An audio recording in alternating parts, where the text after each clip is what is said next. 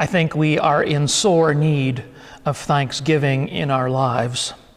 We are 7 months into the COVID-19 pandemic, and after a summer of slowly reopening our lives and our economy, we're now in the midst of a second wave. We have infection rates reaching record highs.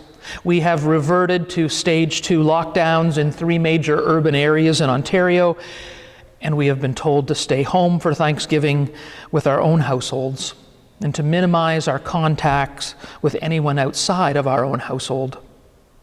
Our kids are back in school, but 9% of Ontario schools have had COVID cases, and 56 long-term care facilities in Ontario have COVID cases. Our economy is slowly recovering, but it is not yet back to pre-COVID numbers.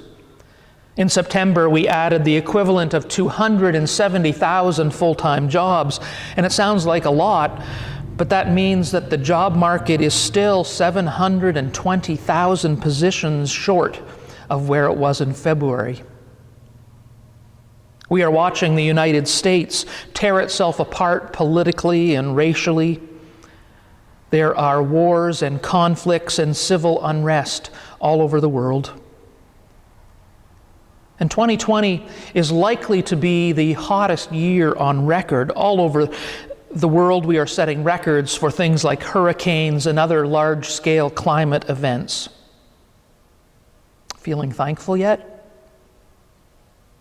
Looking at these dimensions of our life, you might wonder why I even call for Thanksgiving. Wouldn't lament be a little more appropriate? Or a cry for justice, or a call to action? Certainly these are also possibilities, and they have their time or their place. But just now, given today's reading, given the fact that it is Thanksgiving weekend, I am reminded that all of our responses to events, blessed or challenging, great or small, one of the most powerful and often overlooked responses is that of thanksgiving. On a more positive note, infection rates have remained very low in rural Ontario and in our area in particular. Our schools are back, and there are no cases in our area schools or long-term care facilities. From my own personal observations, we have a very high compliance rate with mask use in public places. We have reopened our congregation for public worship, and despite some frustrating but necessary restrictions around things like singing, it is heartening to be together again as community. Our small town has shown its care and concern for each other throughout this pandemic, and we've shown our spirit by how we have cared for each other, and even in the amazing response to the 50-50 draw that our local agricultural society held as a fundraiser. We have had an incredible summer weather-wise. Our farmers are just starting an abundant harvest, and our stores and markets, they are full of fresh fruits and vegetables. In my own life, and in my conversations with others, many of us have come to realize just what is most important in our lives: human connection with family and friends. Sometimes not being able to do something reminds us about what is most important. Let's turn to our gospel reading for a few minutes. As Jesus enters a village, 10 lepers approach, calling out to him, but keeping their distance because they are unclean.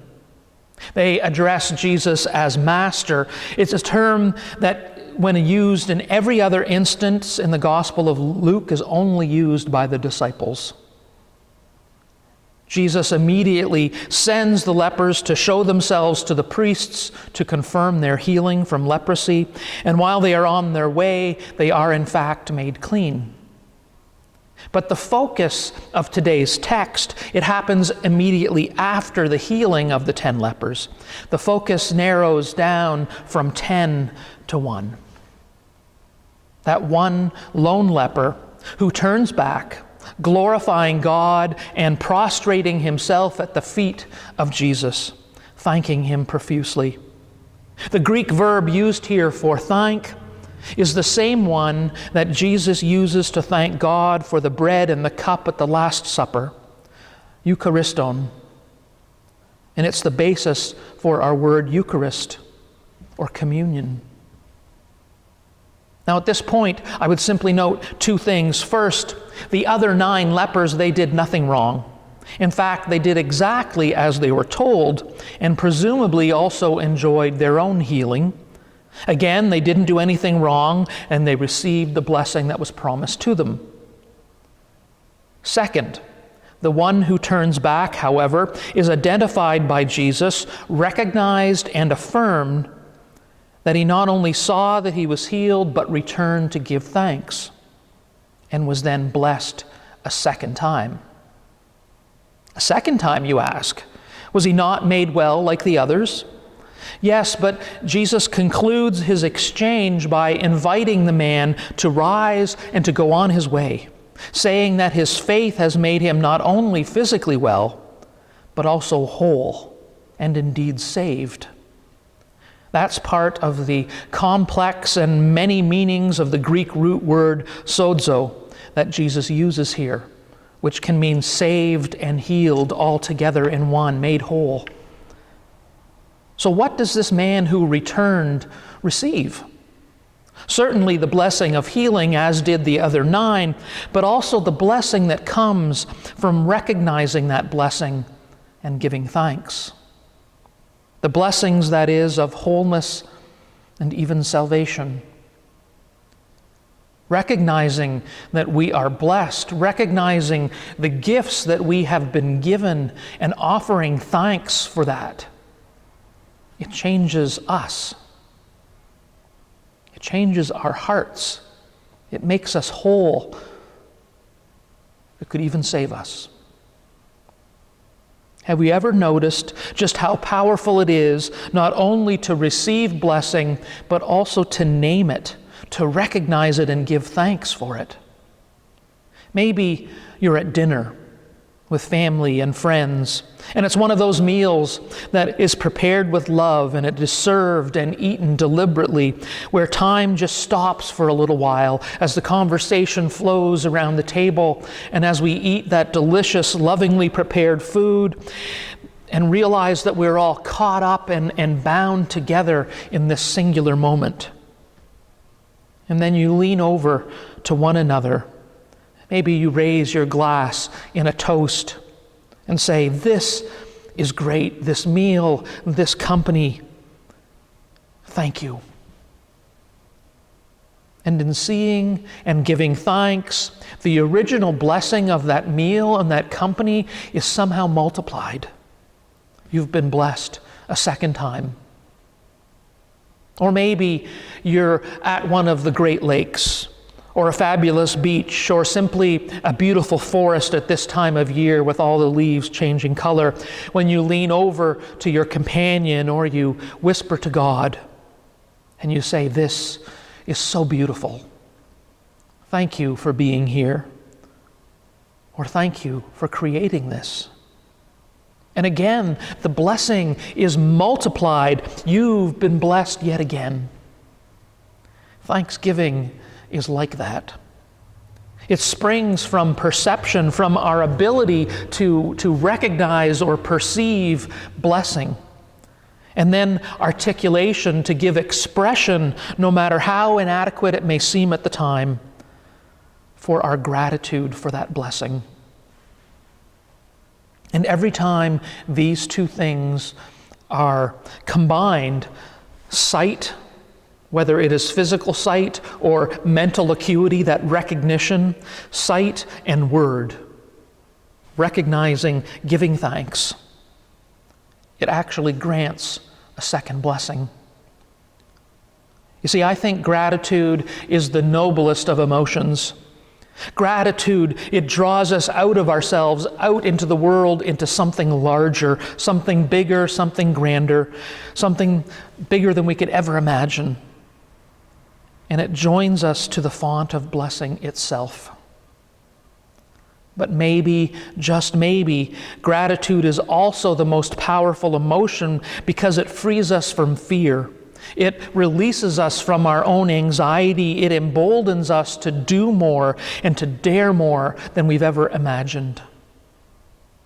Even to the point of returning to a Jewish rabbi, to pay homage when you are a Samaritan because you've realized that you are more than a Samaritan. You are more than a leper. You are more than even a healed leper. You are a child of God, whole and accepted and beautiful just as you are. And that's what the other 9 missed. It's not that they did anything wrong. It's that they didn't see their good fortune and didn't voice their blessing, and so missed out on also being made whole, of going that extra step. So let's look at our world again. Filled with troubles? You bet. But also filled with blessing. Families that care for each other, colleagues who work hard and well, friends who miss us, schools where teachers care about their pupils and students are eager to learn. A form of government that is far from perfect, and yet it strives to honor its citizens by conveying a level of freedom and opportunity rarely imagined. Relief agencies that tend to the afflicted on our behalf. Service people who regularly put their lives on the line at home and abroad. Good neighbors who support one another. A community of faith where the word is preached and a life of faith is nourished. And the list goes on and on. This world is indeed full of blessings and challenges. Which will we focus on? Truth be told, there is always a time for lament and for cries for justice and activism.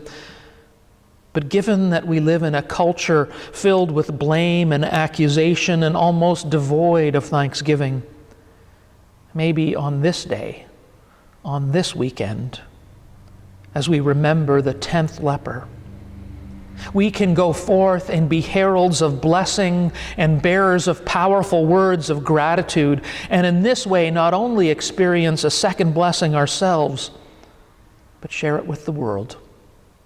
Happy Thanksgiving. Amen. Our hymn, 457, Now Thank We All Our God.